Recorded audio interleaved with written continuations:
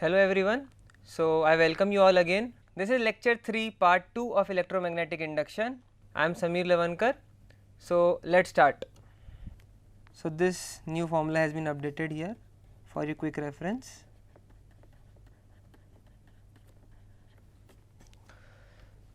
Let me explain you this concept more by using an example. This example involves a rotatory type of thing, because it is involved, because many things in the magnetic field involves a circular motion or use of omega. That is why this concept is very important. So please understand, because also there is a simple integration is also involved here. So that is why understanding this for problem is very important. So let me explain you this problem. So a metallic rod of 1 meter length is rotated with a frequency of 50 revolutions per second. So here frequency is given to you as 50 revolutions per second, with one end hinged at the center and the other end at the circumference of a circular metallic ring of radius 1 meter. So this is a circular metallic ring here, the radius is given to you, the radius is provided as 1 meter, and one end hinged as in this point is fixed for only x and y. So in the what hinge means, that is free to rotate, but it is the position is locked from movement in x and y direction. So it can move like this. So with one end hinged at the center and the other end at the circumference of a circular metallic ring. So the metallic ring is here, only at the circumference is the metallic ring, about an axis passing through the center and perpendicular to the plane of the ring, as it is quite evident that the magnetic field B is again going away from the reader and it is inside, it is in a planar loop denoted by crosses. A constant and uniform magnetic field of 1 Tesla. In the last lecture I told you about the unit of magnetic field called as Tesla, and it is parallel to the axis which is parallel to the axis present everywhere. So the question asks is, what is the EMF between the center and the metallic ring?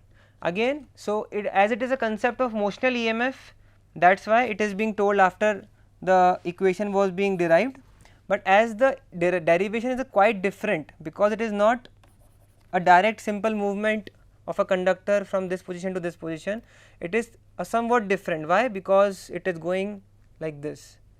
So that is why we need to again integrate a little bit different.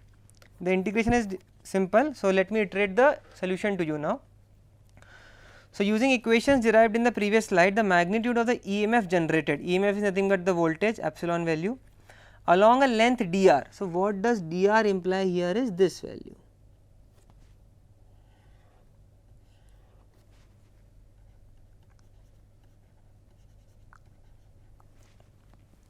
Along a length dr of the rod as it moves at right angles to the magnetic field is given by.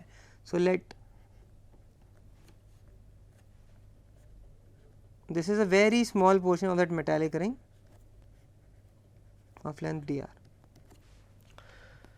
of the rod as it moves at right angles to the magnetic field. So it is moving in which direction? Any direction. If it moves, it is moving in the planar area only. Let us understand this as this is the planar area. If it is the planar area and anything is moving in any direction, either it is moving like this or it is moving like this, it is always perpendicular. It is always perpendicular to the magnetic field.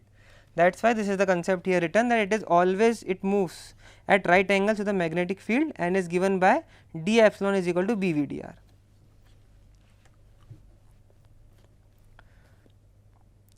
Why? So dr is nothing but length.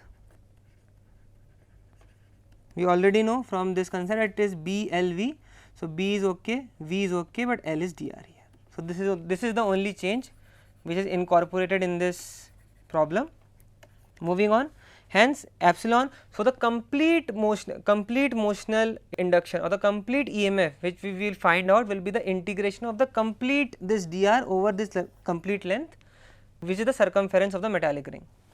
So epsilon is nothing but integration of dE, which is equal to integration of bv dr.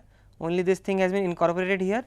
What will be the initial and the final point of the integration? That will be 0 to r, because the movement is from this to this place, which is equal to so we know from basic physics that v is equal to r omega.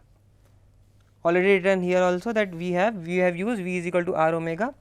Hence it is equal to integration of from 0 to r b omega r dr, and we already know that integration r is nothing but r square by 2. Hence, the induced EMF which we got is b omega r square by 2. Why is it different? Because if from previous induced EMF concept we got the value as BLV,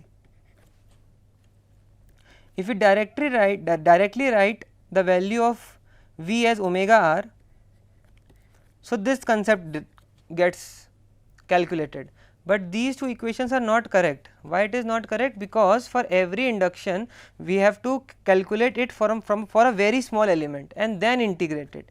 If we integrate it like this, this calculation is wrong. So, that is why this is important for this problem to be dealt here, and that is why I have used this equation. So, this is the correct induction, this is the correct induced EMF on your screen.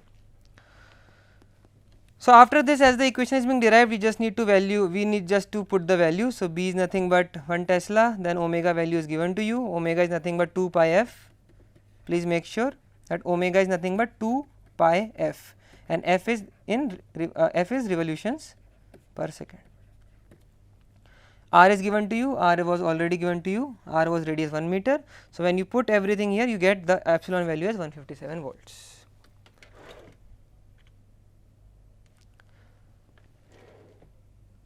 So, to again explain this concept, so there were two methods involved in explaining this concept. One was method number 1. I will try to explain this question again by using method number 2. So, let me iterate everything again. So, imagine a closed loop OPQ. So, it is a closed loop OPQ here, O, P and Q. This is the closed loop OPQ which is being talked about here, in which point O and P are connected with the resistor R.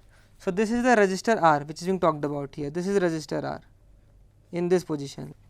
Let me understand that this is the resistor is being kept in this length OQ is the rotating rod, with the resistor R, and OQ is the rotating rod. Imagine a closed loop OPQ in which O and P are connected with the resistor R, in which O and P are connected with a resistor R,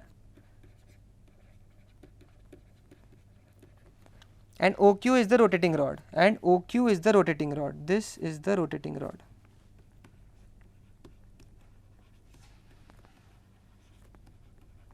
This is the rotating rod. So, the potential difference across the resistor is then equal to the induced EMF and equals B into rate of change of area of the loop. As it is quite evident that when we are talking about motional EMF in the previous concept, it was nothing but that value of B was varied. B either varied upside or means there was a change in dB, if you are very more peculiar about it, but this time what happened was B was kept constant and there was a variation in area A. In this conductor field also, when this conductor PQ was going inside, there was a change in area A. In this concept also, we are dealing with this concept only, that if this is the area we are talking about, if this is the area A and if this keeps on varying, if this is a sector only, and then we increase it to 90 degree, we increase into 135 degree, then the area is being changing. If the area is changing, then also it is motional induced EMF only. So, to just apply this concept here, if Q is the angle, this is not Q here, this will be theta here. If theta is the angle between the rod and the radius of the circle at P at time t, then the area of sector OPQ is given by this value. This is nothing but pi r square into theta upon 2 pi. If the theta is 2 pi, then it will be complete area, hence it will be pi r square.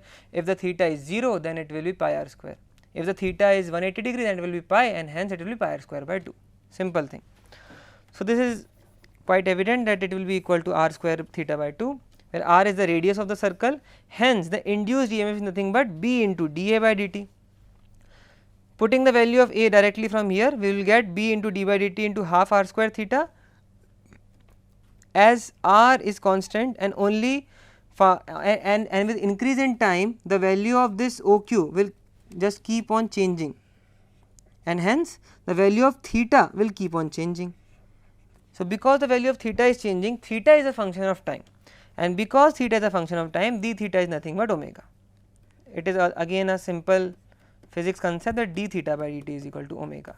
Hence, we again got the same formula that due to the motional or the induced EMF in this question is b omega r square by 2. It is b omega r square by 2. So, these were the two methods involved in solving this example number 3. Moving on to a simpler example again.